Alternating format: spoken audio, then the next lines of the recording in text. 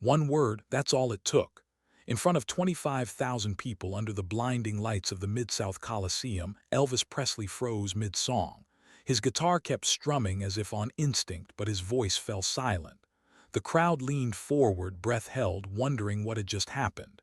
Then came the whisper, barely audible yet amplified through his microphone. Diane. It wasn't just a name. It was a ghost from his past, a key to a story that even the most devoted fans had never heard in full. For a few seconds, it was as though time itself had stopped, as if the king of rock and roll had been pulled out of the present moment and hurled 2 decades back into the memory of his first heartbreak.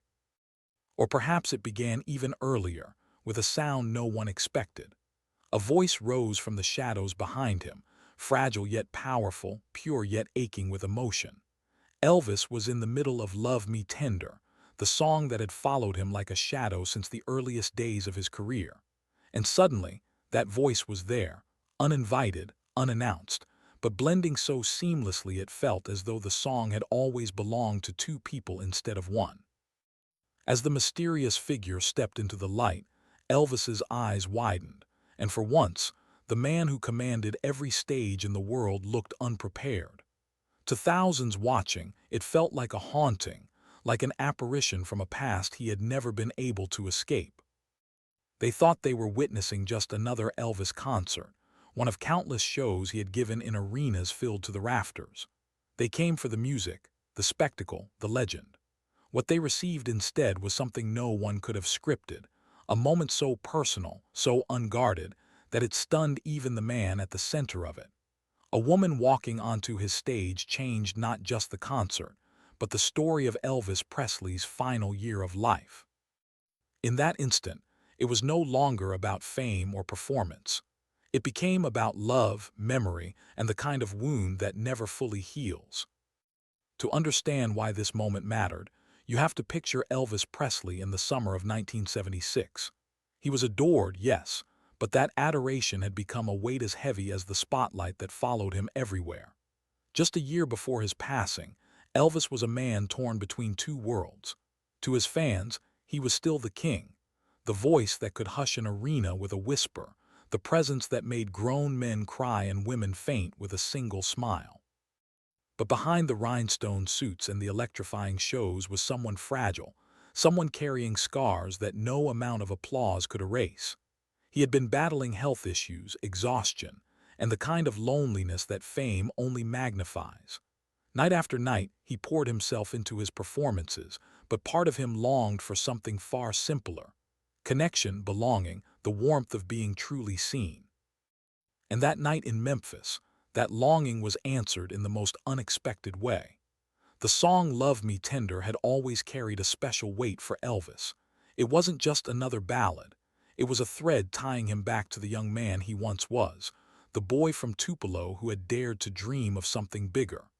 And now, in the middle of that song, came a reminder of the very person who had shared that beginning with him. The crowd couldn't know it then, but the woman who appeared from the shadows was more than a random fan. She was a name Elvis had carried in his heart since before the world knew him: Diane Sullivan. She wasn't a figure written about in the tabloids, nor someone the public would have recognized from his circle of friends or colleagues. But in the early 1950s, before the record deals and the screaming fans, Diane was his anchor. She was his first true girlfriend, the first person to believe in him when he was just a boy strumming chords and chasing dreams at Sun Records. She had seen him at his most unpolished, had sat beside him in his mother's living room, had been the first to teach him what it meant to sing a love song not just with his voice, but with his heart. And then, suddenly, she was gone. In 1955, just as the doors of fame swung open for Elvis, Diane vanished from his life. She married someone else, leaving Elvis to wrestle with the heartbreak in silence. To the world, he became an icon. To himself, he became a man haunted by what he had lost. For over 20 years, he carried questions without answers. Where had she gone? Did she ever think of him? Why had she left? These questions slipped into his music, disguised in lyrics of longing and pain, feeding the ballads that defined his career. Fans thought they were listening to universal heartbreak, but at its core, it was personal. It was Diane. Now imagine the collision of those worlds. Elvis at his peak in 1976, adored yet weary, pouring himself into his hometown show. 25,000 people watching him strip away the glitter and spectacle, standing center stage with just an acoustic guitar. Love Me Tender flowing like a confession. And from the darkness, the one voice he thought he would never hear again. A woman stepping onto his stage, her face aging yet familiar, her presence both impossible and undeniable. And then the name whispered, as though spoken not to the arena but to the boy he once was. Diane. Why does this matter? Because it wasn't just another dramatic interruption. It was a revelation. It was the collision of two timelines, Elvis the mythic figure and Elvis the young man who once dreamed of a quiet life with the girl he loved. That night pulled back the curtain on the legend and revealed the fragile human heart beneath. It wasn't about celebrity anymore. It was about memory, forgiveness, and the kind of love story that refuses to fade even after decades apart. Who was this woman truly? Why had she returned at that exact moment on that exact stage? What words would pass between them in front of thousands of witnesses? And most hauntingly, what did it mean for Elvis, a man who had spent 20 years singing about heartbreak, to suddenly confront the very person who had inspired it? Those questions linger, forming the open loops that keep this story alive. Because sometimes, the greatest performances aren't scripted, and the most unforgettable moments arrive unannounced. The arena was electric, yet strangely hushed. 25,000 voices had been reduced to silence, as if every soul in the building knew they were on the edge of something extraordinary. Elvis Presley walked slowly toward the center of the stage, his figure illuminated by a single beam of light. Gone were the driving horns and pounding drums of his opening numbers. This was not the spectacle of suspicious minds or burning love. This was something far more vulnerable. In his hands was only an acoustic guitar, worn smooth from years of use, a reminder that beneath the rhinestones and stardom was still the boy from Tupelo who had once strummed simple chords in his mama's living room. He adjusted the strap on his shoulder, glanced briefly at the crowd, and then let the opening notes drift into the air. The song was Love Me Tender, the ballad that had followed him since the earliest days of his career. For Elvis, it was more than a performance piece. It was a confession, a soft prayer wrapped in melody. The arena, normally filled with screams and applause, fell into reverent stillness. Couples reached for each other's hands. Fans leaned closer to hear every syllable. Elvis sang the first line with a softness that carried more weight than the loudest anthem. His voice, tinged with weariness yet alive with longing, seemed to pierce the silence itself. But then it happened. A second voice entered, faint at first, rising from somewhere beyond the glow of the stage lights. It was hauntingly beautiful, pure and untrained, carrying with it the kind of honesty that cannot be manufactured. It didn't clash with Elvis's melody. It didn't overshadow him. It blended, filling in spaces the audience hadn't realized were empty until that very moment. The effect was so seamless that, for a heartbeat, many assumed it was one of his backup singers. Yet Elvis knew better. He had performed this song thousands of times, and no voice in his troupe had ever sounded like this. His eyes narrowed, scanning the shadows just beyond the stage. The guitar kept strumming, his fingers moving almost mechanically, but his focus was elsewhere. Who was singing with him? And why did the sound feel so achingly familiar? The crowd sensed something unusual. Murmurs rippled through the front rows. Heads turned toward the side curtains. People stood on tiptoe, straining for a glimpse of whoever dared to step into the king's moment. Security guards moved instinctively, trained to eliminate any threat that approached the star. They shifted forward, ready to intercept the source of the intrusion. Yet just as quickly, Elvis lifted one hand, palm outward, signaling them to hold back. He didn't break the rhythm, didn't interrupt the flow of the song, but his gesture was unmistakable. Let it be. Something about the voice had stilled even his protectiveness. For the first time in years, he seemed caught off guard, vulnerable, almost fragile in his curiosity. The woman emerged slowly from the darkness. She wore a simple black dress, modest, unremarkable, yet the aura around her was magnetic. Her face remained hidden in the shadows at first, but her steps carried a quiet confidence, as if she belonged on that stage, as if she had always been meant to stand beside him. Each pace forward felt like a revelation withheld, a truth the audience could sense but not yet see. The spotlight inched toward her, teasing, revealing fragments of her presence but not her full identity. Elvis's voice trembled slightly as he continued the verse, but he did not stop. The harmony wrapped around him like a memory resurfacing after decades. The closer she came, the stronger the voice grew, filling the cavernous arena with warmth and pain interwoven. People in the crowd were now frozen, captivated not only by the music, but by the strange electricity between the two figures on stage.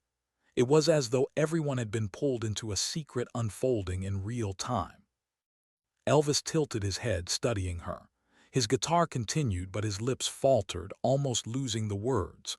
For an instant, he looked less like the global icon and more like a man searching desperately for recognition, straining to reconcile the present with a shadow of the past. Could it be? Was he imagining it? Or had fate delivered back to him the one voice, the one person he thought he had lost forever? The suspense gripped the arena like a vice. Every eye locked on the stage. You could feel the tension in the air, a mixture of wonder and disbelief. Even the journalists in attendance, seasoned skeptics used to celebrity theatrics, admitted later that they had never seen Elvis so visibly shaken. Fans clutched their chests. Some whispered prayers. Others simply wept, overcome by the sheer intimacy of the moment. The woman's features began to emerge under the lights, dark hair streaked with silver, eyes that shimmered with unshed tears, lines etched gently by time and life. She looked to be in her early 40s, carrying herself not with the brash energy of youth but with the quiet assurance of someone who had known love, loss, and everything in between. Still, there was something familiar, something that tugged at the memory not just of Elvis, but of anyone who had ever believed that love could be both unforgettable and devastating. At the edge of the spotlight, she paused. The audience leaned forward, waiting, knowing instinctively that whatever was about to happen would not be ordinary. Elvis's guitar rang out softly, a heartbeat keeping time. His eyes widened, his lips parted slightly, and for the briefest second he looked as though he were staring at a ghost. The crowd sensed his shock. Murmurs rose again, questions whispered, speculations flung into the darkness. Who was she? Why was she here? But Elvis did not call for her removal. He did not let fear or confusion end the moment. Instead, he shifted slightly toward her, inviting without words. The signal was unmistakable. He wanted her there. The woman stepped fully into the light at last, her face revealed to 25,000 strangers, and yet her eyes never left his. The guitar continued, the harmony soared, and suspense thickened until it felt as though the entire world had narrowed to the space between two people. He sang the final line of the verse with a voice heavy with emotion, and for the first time in his career he looked as though he might not finish. The crowd held its breath, unwilling to break the spell. And then, as the woman's voice rose to meet his, Elvis Presley, the man who never faltered on stage, the man whose presence could command entire nations, stopped singing altogether. His fingers still strummed, but his voice was gone. His eyes locked on hers, wide with disbelief, stunned into silence. The king of rock and roll, undone by a single presence. The hush in the arena was deafening. You could feel thousands of hearts pounding in unison, all waiting for the next moment, the next clue. Elvis leaned slightly forward, his mouth forming a word the microphone barely caught. A name. A single word that carried 20 years of history, regret, and longing.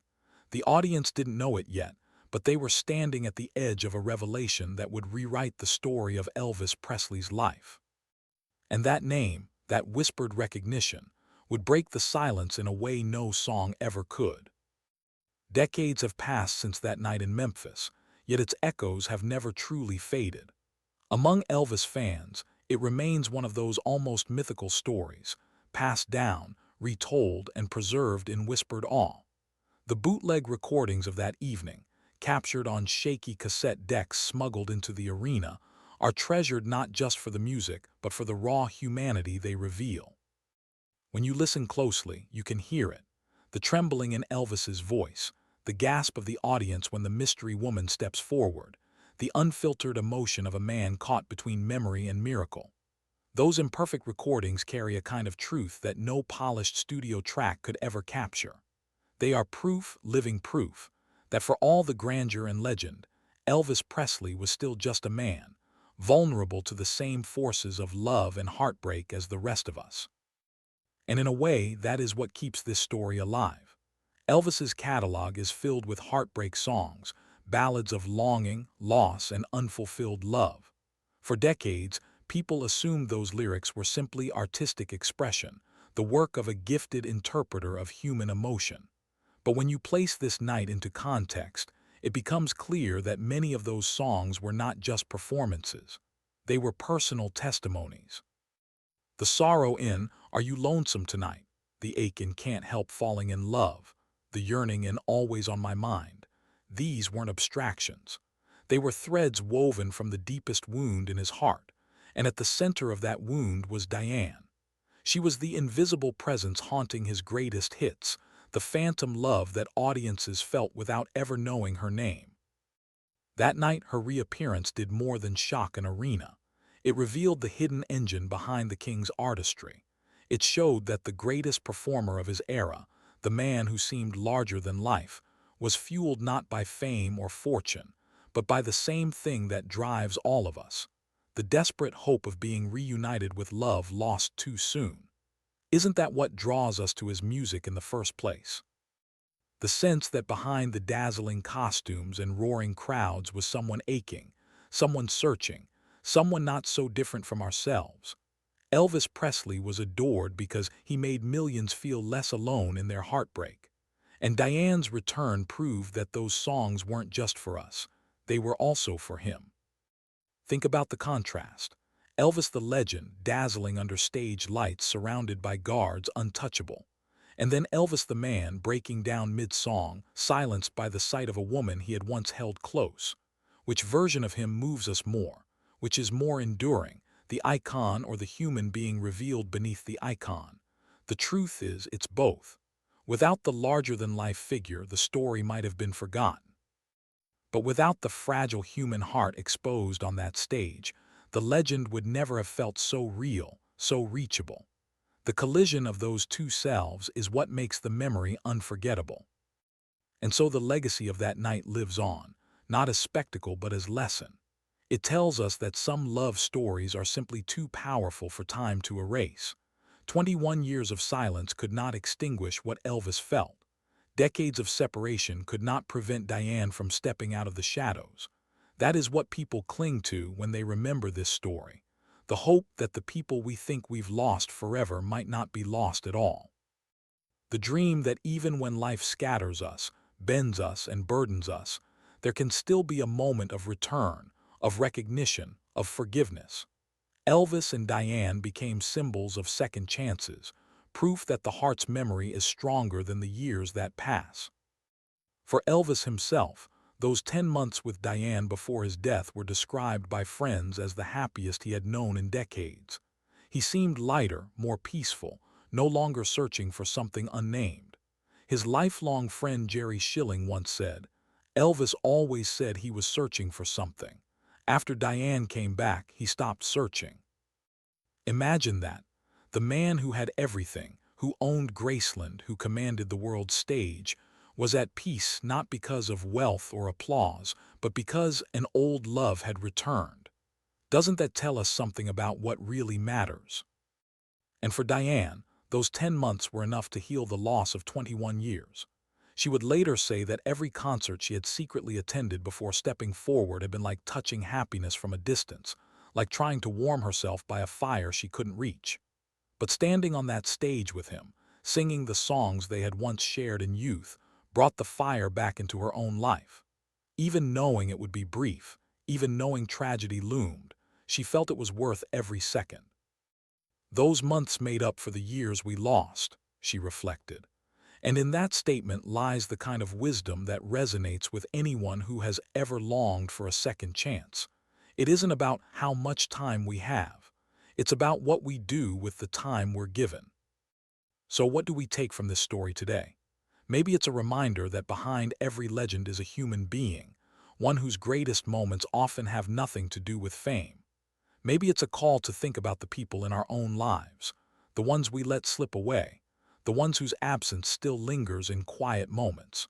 Or maybe it's simply inspiration, proof that even in the chaos of life, love has a way of finding us again when we least expect it. Because if Elvis Presley, the most famous man in the world, could still be humbled by love, then so can we. And maybe that's not weakness. Maybe that's the greatest strength of all.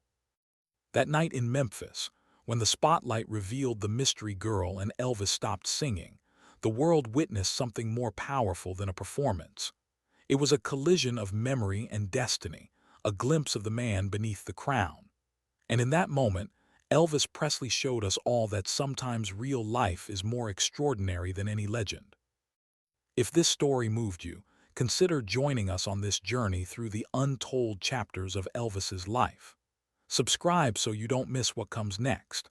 And whatever you do, don't miss the upcoming story about the night Elvis walked off stage in Baltimore, leaving thousands in shock, a night that revealed another side of the king the world was never meant to see.